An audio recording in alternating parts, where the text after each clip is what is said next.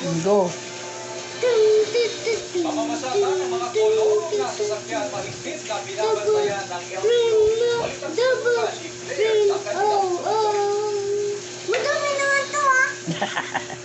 Nakaka-apekto para sa ilang EUP Transport Express Service ang pamamasada ng mga kolorong Tapos na? sasakyan sa Di pa. Luzon City. Ay, hindi pa ba? Lalo na noong pandemya, mukhang naapektuhan ang kanilang pamamasada dahil sa paglipanan ng mga kolor. Dapat i-register po nila yung mga kanilang sasakyan para naman maging fair sa mga may papel sa mga UV Express. Orders kasi dito mismo sa terminal sa Galing.